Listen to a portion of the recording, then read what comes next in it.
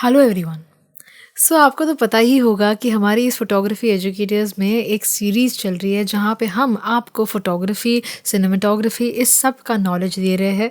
काफ़ी सारे एपिसोड्स हम लोग ने इसके ऊपर डाल दिए हैं। अगर आपने चेकआउट नहीं किया है प्लीज़ चेकआउट करिए। अगर आपको एक अच्छा फोटोग्राफर बनना है, बेसिक से लेके एडवांस तक सीखना है, सब हम लोग ने यहाँ पे सिखाया है, फ्री में सिखाया है। प्लीज़ इसका लाभ लीजिए। आज जो है हम लोग लाइटिंग के बारे में लास्ट टाइम बात कर रहे थे और लाइटिंग का जो बहुत ही इम्पॉर्टेंट टॉपिक है वो है angle of light, direction of light. इसके बारे में बात करेंगे। देखिए, सबसे पहली चीज़ जो आपको समझनी है, आप चाहे उतनी महंगी से महंगी या सस्ती से सस्ती कोई लाइट लेके आइए, कोई भी कंपनी की लेके आइए, आप कहाँ पे उस लाइट को डायरेक्ट कर रहे हो वो सबसे ज़्यादा इम्पॉर्टेंट है। देखिए, वो एक आर्ट है, राइट। आज आप एक फ़ोटोग्राफ़र बनते हो तो सिर्फ कैमरा सेटिंग करना फ़ोटोग्राफी का काम नहीं है। आप कैसे लाइट को सेटअप करते हो वो भी बहुत ज़्यादा अनिवार्य चीज़ है। उसी आर्ट को हम लोग कहते हैं फ़ोटोग्राफ़र। सच बताऊँ तो लाइटिंग को जो सेटअप कर सके वही। ये जो लाइटिंग सेटअप की बात कर रहे हैं ना, सेटअप का मतलब होता है कि कहाँ पे आप लाइट को प्लेस कर रहे हो। प्लेसमेंट करने से पहले हम बहुत सारी चीज़ें ऑब्जर्व करते हैं। फॉर एग्जांपल, आपको उस इमेज का, जो आप इमेज क्रिएट कर रहे हो, उसमें कैसा मूड क्रिएट करना है। जो सब्जेक्ट सामने बैठा है या जो आप प्रोडक्ट को शूट कर रहे हो, वो सब्जेक्ट का चेहरा या वो प्रोडक्ट दिखता कैसा है। ठीक है, जैसे कि कोई कोई चेहरे बहुत ब्रॉड होते हैं तो ब्रॉड चेहरों पे कैसा लाइटिंग होगा। बहुत पतले चेहरे होते हैं, नैरो फेस होते हैं, तो उसके ऊपर अलग लाइटिंग रहेगा। आप जो कॉन्सेप्ट शूट करना चाहते हो वो कॉन्सेप्ट के हिसाब से भी लाइटिंग अलग रहती है। तो आपको कौन सा मूड डिसाइड करना है, सब्जेक्ट क्या है, वो सारी चीज़ें मायने रखते हुए हम डायरेक्शन ऑफ लाइट को डिटरमाइन करते हैं। तो ये बहुत ही ज़्यादा इम्पॉर्टेंट टॉपिक है। इस वीडियो को बहुत अच्छे से समझें और आपकी फ़ोटोग्राफी को और अच्छे से इम्प्रूव कर लीजिए। देखिए, अगर मैं आपको आज एक एग्जांपल दूं तो हम लोग ने एक रीसेंट फ़ोटोशूट किया था। ये एक मॉडल है और इस मॉडल को हम लोग ने, सपोज़ आप समझ लीजिए, एक सब्जेक्ट एक पॉइंट पे रखा है। ठीक है, ये एक एग्जांपल की दौरान आपको मैं समझाने की प्रयत्न कर रही हूँ कि यहाँ पे एक सब्जेक्ट रखा है। सब्जेक्ट के अगर आप एग्जैक्टली सामने लाइट रखते हो एकदम चेहरे के ऊपर, तो बहुत ही फ्लैट लुक क्रिएट करता है।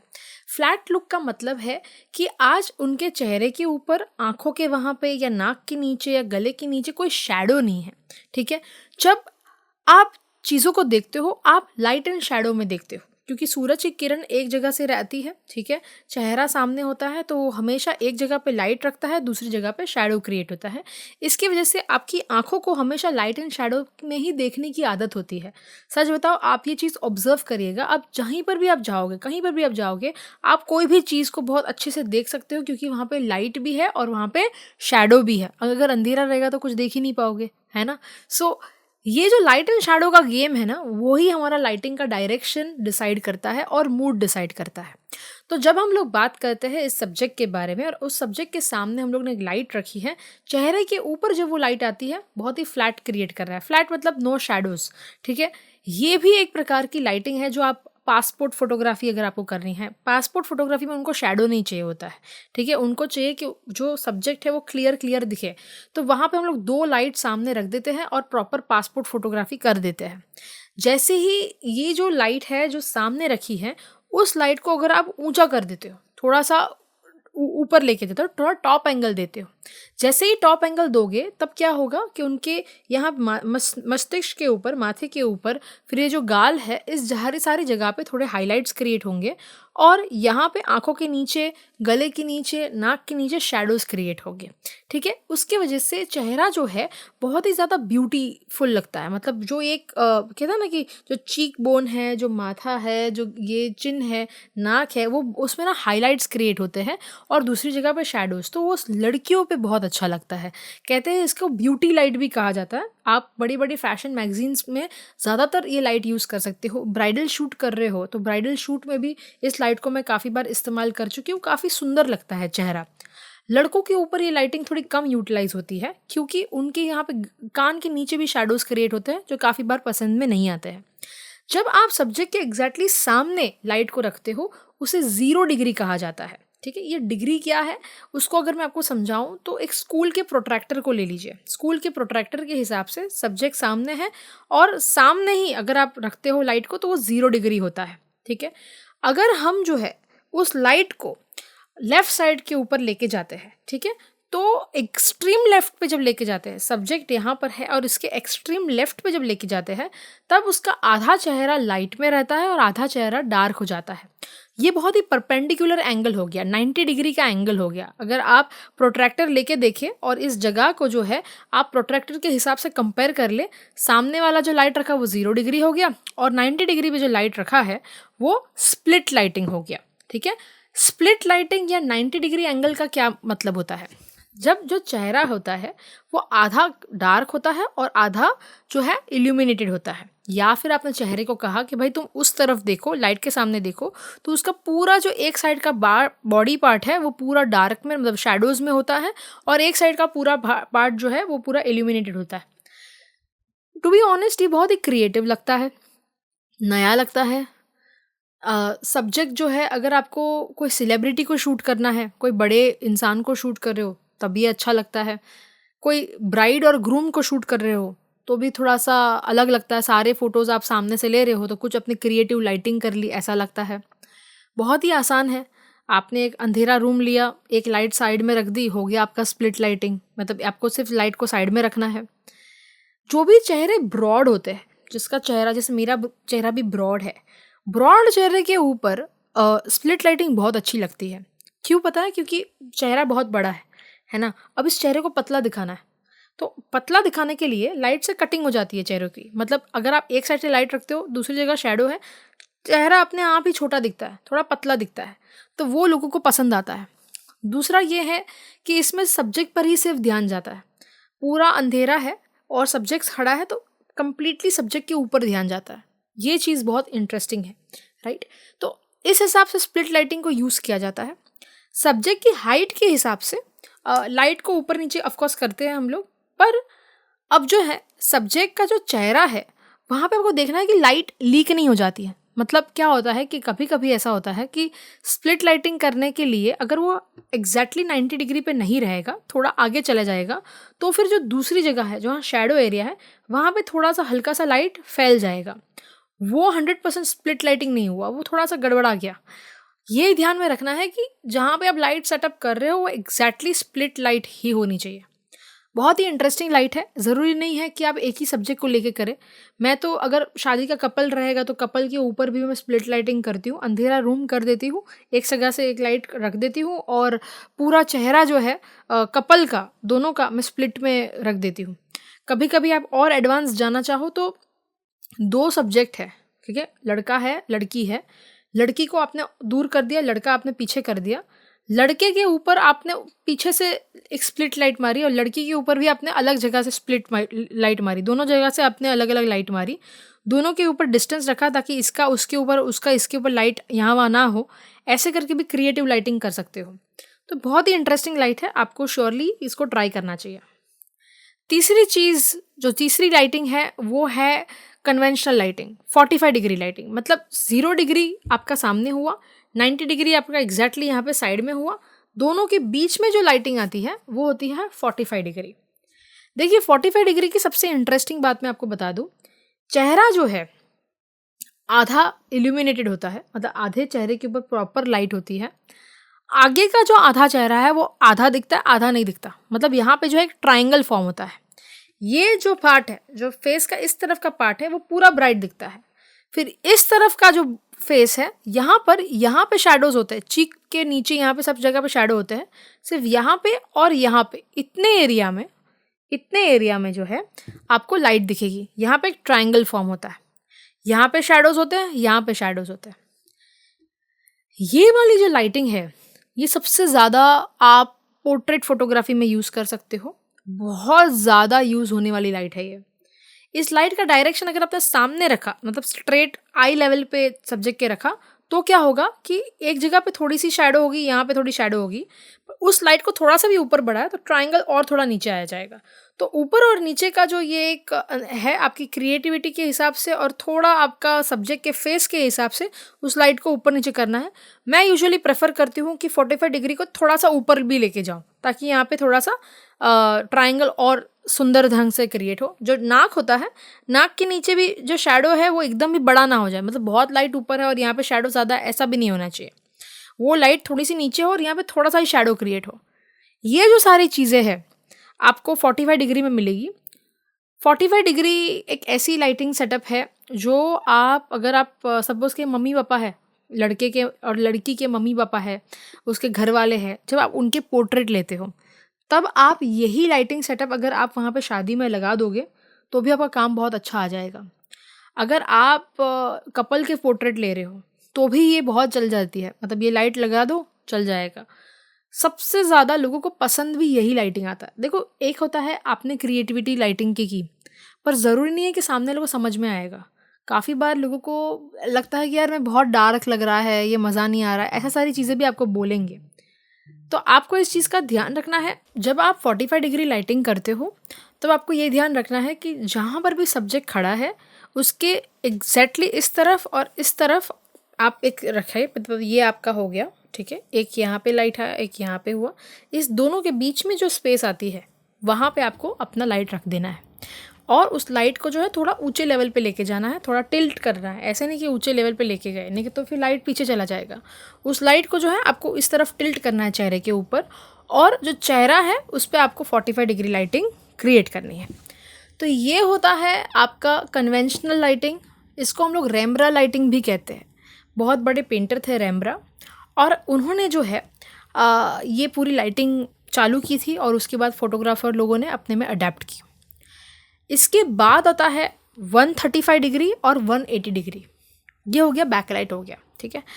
आज आपका यहाँ तक चेहरा दिखेगा, पीछे इस तरफ अगर आप एग्जैक्टली एकदम पूरे पीछे चले जाते हो वहाँ पे होता है आपका 180 डिग्री, मतलब बाल झलते हैं, सिर्फ चेहरा पूरा काला दिखता है ना। बाल के पीछे आप चाहो तो जैसे सन होता है तो सन के जैसे वो सनसेट वाले फ़ोटो रहते हैं, पूरा का पूरा सन पीछे चला गया, लाइट पीछे चली गई, तो ये वाला जो लाइट रहता है उसमें आपका सिलहुट शॉट रहता है, मतलब डार्क रहता है। पूरा अंधेरा रूम ले लो, लाइट पीछे डाल दो, डार्क शॉट आ जाएगा। चाहिए कि बाल पे पूरा वो लाइटिंग आए, वो जो रिम लाइट जैसा आ जाए, उसको रिम लाइट कहते हैं। जैसे बाल पे पूरी जो लाइटिंग हो जाती है ना, उसको रिम लाइट कहते हैं। अगर रिम लाइट जैसा चाहते हो तो फिर आपको वो जो लाइट है एग्जैक्टली चेहरे के पीछे डाल दो, हो जाएगा, ठीक है। इसके बाद आता है आपने 135 डिग्री की लाइटिंग सेटअप की, तो आप जो है 90 डिग्री और 180 डिग्री, मतलब मेरे एग्जैक्टली पीछे और मेरे इस तरफ स्प्लिट 90 डिग्री, वो दोनों के बीच में, जैसे मैंने 45 डिग्री बोला था ना, वैसे ही ये दोनों के बीच में 135 डिग्री बनता है। और वहाँ पे क्या होता है कि चेहरे के ऊपर जो है आपको एक रिम भी मिलेगा और हल्का सा एक ट्रायंगल भी मिलेगा, अगर चेहरा उस तरफ देख रहा है तो। नहीं तो अगर चेहरा उस तरफ देख रहा है तो ऐसा मिला, अगर वो जो है सब्जेक्ट के सामने देख रहा है, कैमरा के सामने देख रहा है, तो वो जो लाइटिंग है उसमें आपका जो हेयर है वो हेयर को इल्यूमिनेट करेगा। यह जो आपके बाल है, ये जो आपका कंधा है, उसको इल्यूमिनेट करेगा, और जिसके वजह से जो चेहरा है और जो सब्जेक्ट का बैकग्राउंड है, सब्जेक्ट और सब्जेक्ट का बैकग्राउंड है, दोनों के बीच में कट हो जाता है। मतलब अगर मैं काले बैकग्राउंड के आगे मैं काली बैठी हूँ, ठीक है, तो क्या होता है, मर्ज हो जाएगा, बैकग्राउंड और सब्जेक्ट दोनों मर्ज हो जाएगा। पर जैसे ही आप ये वाली लाइट रख देते हो जहाँ पे वो नाक पर नहीं आ रहा है, ठीक है, सिर्फ और सिर्फ अपने कंधे के ऊपर या बालों के ऊपर तक आ रहा है, यहाँ तक ही आ रहा है, इसके आगे नहीं आ रहा है, ठीक है। यहाँ पर भी अगर आ रहा है तो गलत हो जाता है। वो चेहरे की लाइट नहीं है, वो हेयर लाइट है। Hair light, cut light, cut light क्योंकि वो सब्जेक्ट से कट कर रहा है। 135 डिग्री लाइटिंग, सब्जेक्ट के 135 डिग्री पे इस तरफ वो लाइट रहता है, तो उसको जो है हम लोग कट लाइट कहते हैं, ठीक है।